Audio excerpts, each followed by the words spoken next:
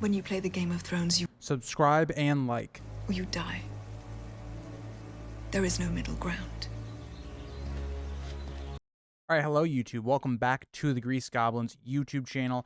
And today's video, we're going to be kind of going through kind of a stream that I did on Monday of last week, where I went through this theory of Arthur Dayne possibly living on through the character of Mance Rayder. Now, I was going to just kind of take some of the stream clips and put them together, but I didn't think it was a cohesive way of telling the theory. And so I want to go through it, give my exact thoughts, kind of go through the timeline of events that lead us to this theory and how some people that like this theory, I will say right off the bat, I am not someone that's huge into this theory, but I have done some research and kind of give my own thoughts on it. So the idea with this theory is that, as we know, Arthur Dayne either dies or he goes missing. Either way, he is not part of the story that our characters know about. For common knowledge, Arthur Dayne is dead after the Tower of Joy. So when we pick up on this theory, we have to pick up at the Tower of Joy. Now, why people have argued that our knowledge of the Tower of Joy may be flawed is because we really only have one person who has ever given us true speculation or insight into what happened there. And that is the character of Ned Stark in Book 1. He seems to have this fever dream, kind of recounting the events, and then when he wakes up, he kind of also reflects and thinks about it.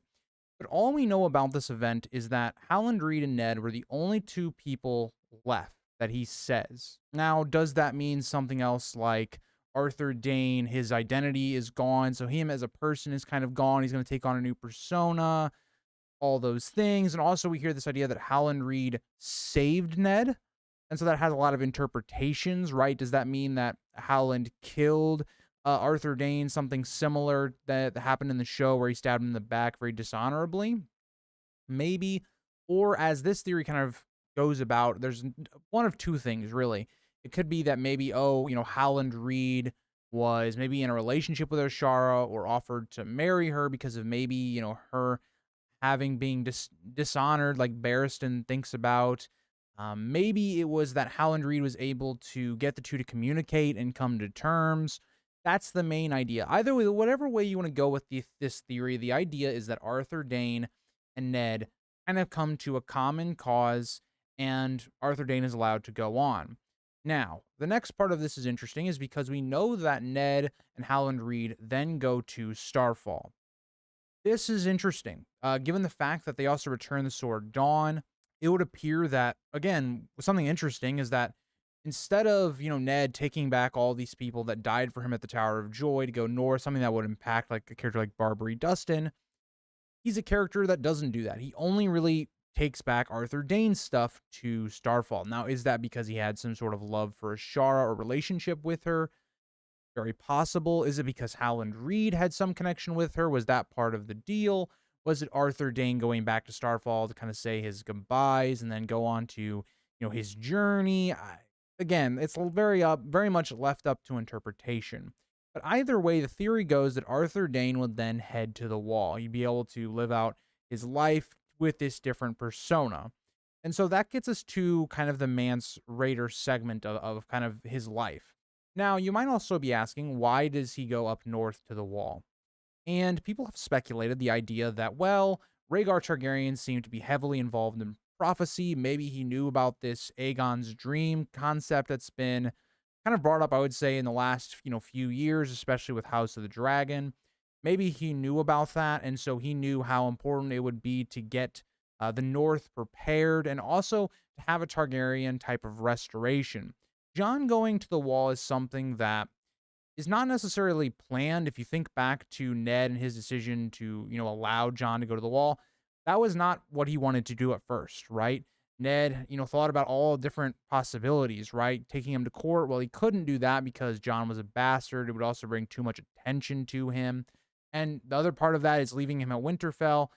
Catelyn and Jon do not have a good relationship to the point where Ned doesn't think it's a good idea to leave him with her. And she basically is willing to just kick him out of the castle, more or less. And so it could have been a situation where maybe Arthur Dayne could have realized, hey, if he does go to the Wall, if that is a possibility. Benjen was somebody that also seems very suspicious in why Jon goes to the Wall. The fact that Benjen, who gets this information from Jon when he's at probably his most drunk of his entire life in Jon 1 in a Game of Thrones. And then he is somebody that, okay, then tells Lewin about this information when he himself tells Jon that he doesn't know what he's giving up. And then Lewin then spouts that to Catelyn and Ned to get Jon to go to the wall. So there's a lot of stuff there that's kind of suspicious, right? And so you could see why maybe there was a plan by people like Arthur Dayne for that Jon, if he is a Targaryen, to eventually, be able to protect him, help him, all that stuff. And so the character of Arthur Dayne then would, well, he would be on the wall. Now, this is where this gets interesting because some people propose that some of the other Kingsguard members that were at the Tower of Joy were actually there, actually with Arthur Dayne, and that would allow for a reasonable excuse as to maybe how this was covered up. Because the problem I have with this theory, and we'll talk about it towards my actual reaction and thoughts of this theory, but it would have had to have been a situation where at least maybe only a few people knew about Arthur Dayne being here and they kept it silent. Because I really just don't find that there is a plausible reason as to how the character of Arthur Dayne would go unrecognized. Maybe he went through an entire wardrobe and, he changed his hair, maybe like he changed his appearance, because there are people on the wall that would have known what Arthur Dayne looked like. A lot of people end up going to the wall because of Robert's rebellion. And so he would have been somebody that a lot of people would have known about. Think about Arthur Dayne. He's one of the most famous knights, especially of the generation that we go into in A Song of Ice and Fire. So I just don't know how you conceal that, but we'll talk about that later. Either way, with this theory, you have to believe that maybe only a couple people knew about him and his origin is quite, mixed. And so we'll talk about the actual like Mance Rayder lore that we have, his, the actual character of Mance Rayder in a bit. But what we have to then assume is that Arthur Dayne then goes north of the wall at this time because he realizes that they need the wildlings to fight the war against the others. It's better to have them together and fighting for the living instead of going into the dead and the army of the dead. Kind of similar idea of like what Jon is trying to do with the wildlings, the same idea as with like Arthur Dayne and this Mance character he's playing. A lot of people have proposed, well, there was a lot of like one-on-one combats that he was able to win to get the wildlings to back him.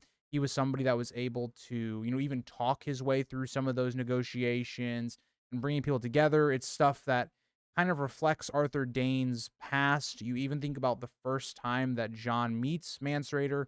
He's singing this song about the Dornishman's wife and Arthur Dayne being Dornish. You do have maybe that connection there.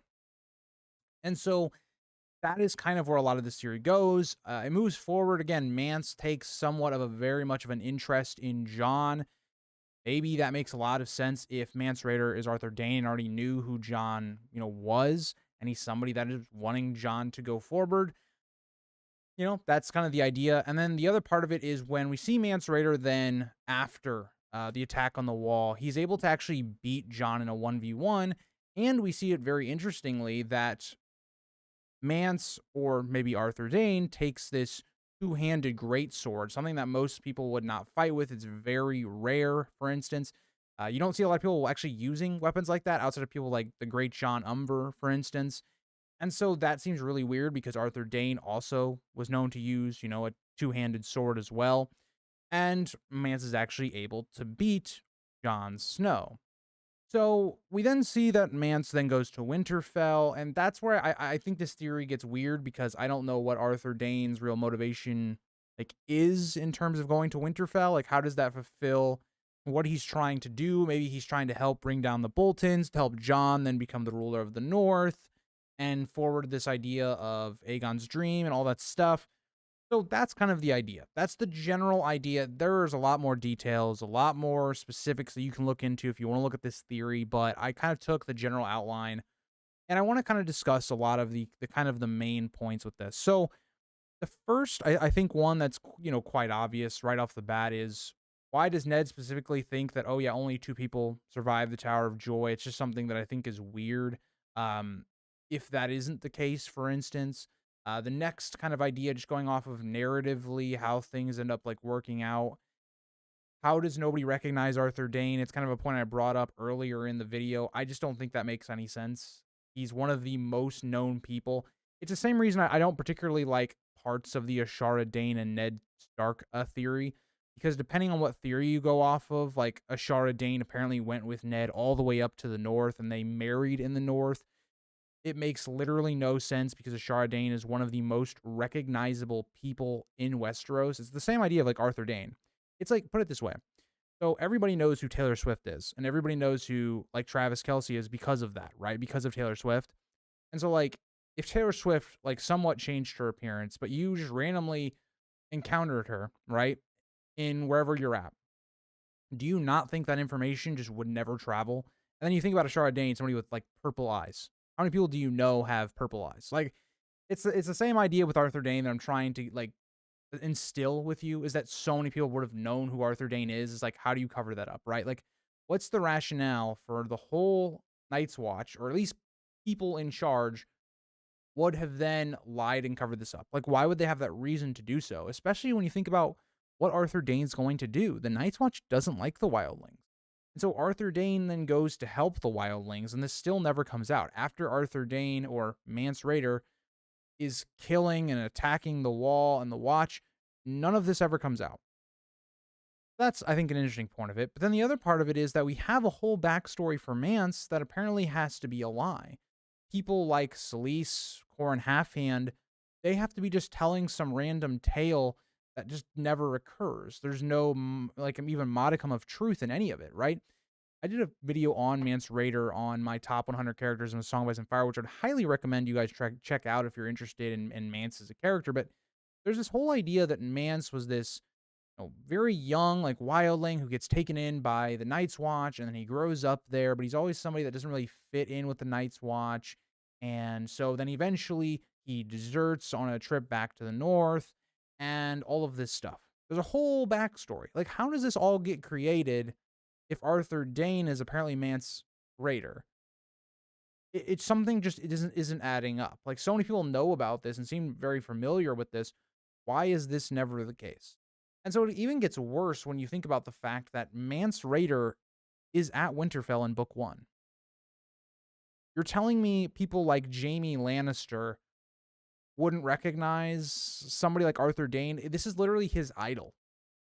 Like, for me personally, like, I was always a huge Tom Brady fan when he was a Patriot. Like, I'm a lot of like random references to this theory, but like, it would be like me not recognizing like Tom Brady in like 10 years when he is literally one of the people that I've like watched the most growing up. That's like a big idol, right? Like, it's that same idea. And I guess you can say, okay, well, Arthur Dayne, he's been north of the wall. He's dressing very differently. Jaime doesn't expect somebody like Arthur Dayne to be here because he's allegedly dead. All that stuff.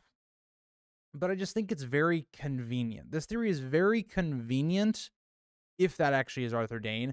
It's like, oh, he goes to a group of people. And honestly, this would be the most dangerous time you could possibly come, south of the wall, where the most amount of people that knew who you were would be there and be able to recognize you. So that's a little weird. I don't know how that kind of works. It's also not like, for instance, Mance was being hidden, right? There's also this story that we have that Mance actually interacted with a young Jon and Robb.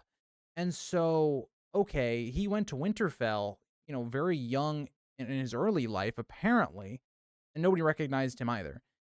I will say that Mance and Arthur Dayne are of the same age, so if you want to like go off of just that, I wanted to throw that out there. That does actually work. I just think that this theory is very convenient in a lot of terms, where it takes out things that logically would seem like it'd be a detractor for the theory, and it's just like, that doesn't really matter all that much type thing.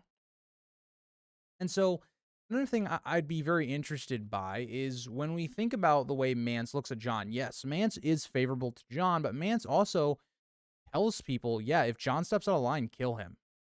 Do you think if Arthur Dayne was Mance, he would ever do that or ever say that to the person that he almost died for, fighting, Ned, Howland, all of his companions, the heir to the Iron Throne, if this is Rhaegar's son? That would just never happen. And this attack on the wall is endangering Jon's life. Jon could very easily have died, and it was looking like he was going to if Stannis hadn't showed up at the Battle of the Wall. This is all the things I look at, and I just go, if this is Arthur Dayne, he could have killed or gotten Jon killed multiple times, having Jon climb the wall. This is the heir to the Iron Throne. Or let's say it's Ashara and Ned's kid. This is your sister's kid. This is the last remnants of your sister. And you're like, this theory to me just, I don't know. The more I talk about it, the more I dislike it. And I do dislike a lot of the Dane theories about them being alive because I just think they're all very convenient and leave out a lot of things just for the convenience of the theory. But okay, so that's kind of weird. Also, the other big fact that, oh my god, this is this big thing that Mance beats Jon.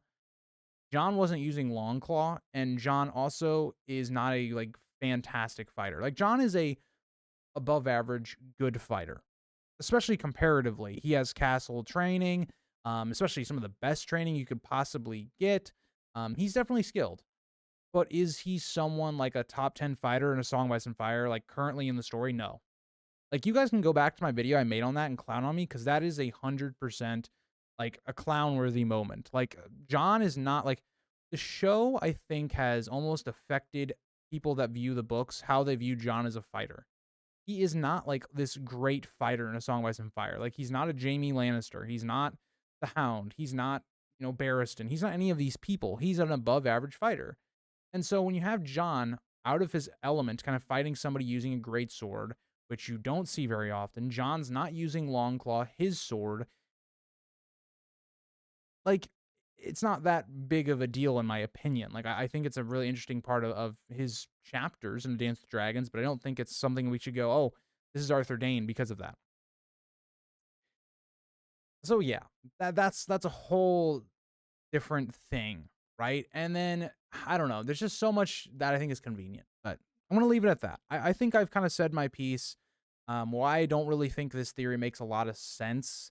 I think it has some amount of merit just based upon how mysterious the events of the Tower of Joy are, and there are some things that you can maybe connect or parallel to Arthur Dayne, but I think there's almost no like actual proof of this theory being true. Like it's a fun theory to think about, but it doesn't really have much that supports it in the text. It's kind of where I go with this theory. But thank you guys all for watching. I hope you guys, enjoyed me kind of, I would say, summing up or putting it more concisely into a video than just giving you guys kind of the stream highlights.